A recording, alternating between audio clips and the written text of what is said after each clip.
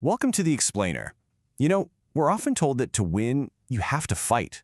But today, we're going to explore a really powerful idea that completely flips that logic on its head.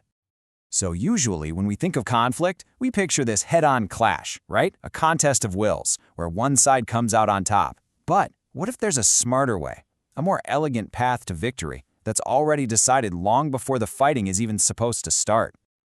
This incredible piece of wisdom comes from Sun Tzu's The Art of War, and it totally reframes how we should think about conflict. It's not about winning with brute force. It's about solving a complex puzzle with a superior strategy. The real goal isn't just to win. It's to make winning look almost effortless. Okay, so here's the crucial point. True victory isn't found on the battlefield. No, it's forged in the planning room.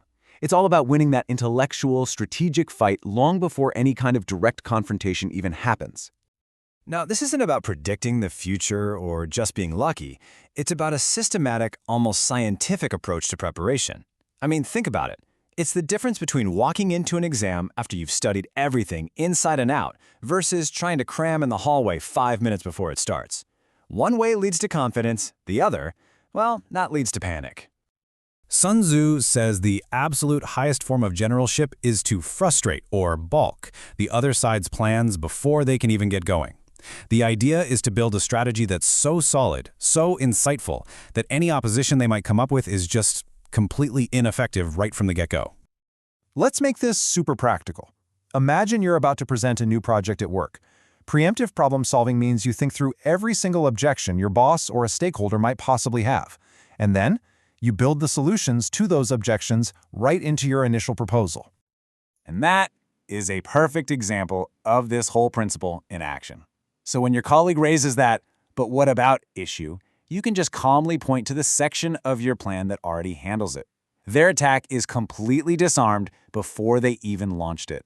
The battle, my friends, was won before the meeting even started. So this idea of superior planning leads us right into our next big point, because it's not just about facts and figures. It's about really, truly understanding people. We're talking about the human terrain, and it's every bit as critical as any physical battlefield. And what's really fascinating here is how this 2,500-year-old idea from Sun Tzu connects directly to the high-stakes world of modern FBI hostage negotiation. I mean, the core principle of knowing your adversary, it's absolutely timeless. Former FBI negotiator Chris Voss has a great name for this: tactical empathy. Now, let's be clear. This isn't about agreeing with your opponent or even liking them.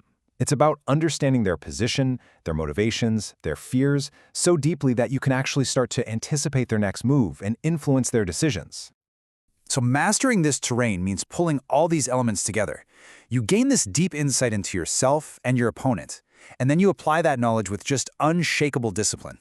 That discipline is your power. It's what lets you control the flow of information, maintain secrecy, and then act in ways they just can't predict. And that puts you firmly in command. Okay, so let's dive into the really proactive part of all this: shaping the environment so that your adversary basically weakens themselves. They end up doing a lot of the hard work for you.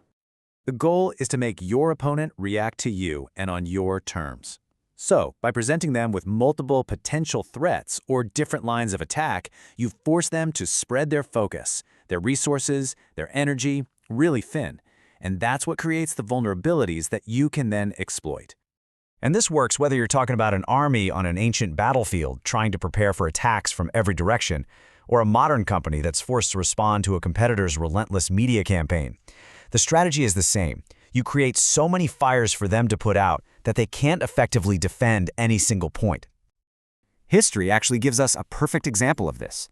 At the Battle of Sedan, the Prussian Field Marshal Moltke didn't just outfight the French army, he completely outthought them.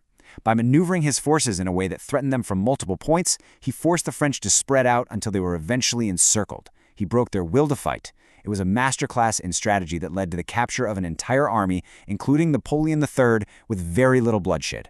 The ultimate victory without a decisive battle. So, after all of this, what's the big takeaway? How do we take this strategic mindset and actually apply it to our own challenges?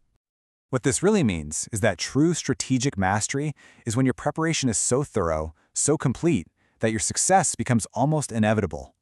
You've created a situation where your opponents, just by trying to counter you, end up making the mistakes that lead to their own downfall. This is what creates what we can call an unbreakable tone. It's that calm, cool assurance that comes from knowing you've done the work. But hey, what if you get caught off guard? Here's a little tool for you, the strategic timeout.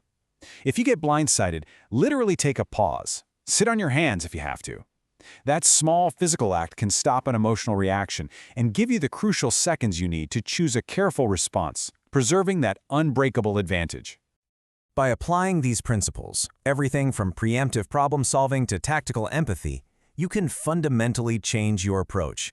You stop fighting battles. Instead, you start simply executing victories. Victories that were planned and won days, weeks, or maybe even months in advance.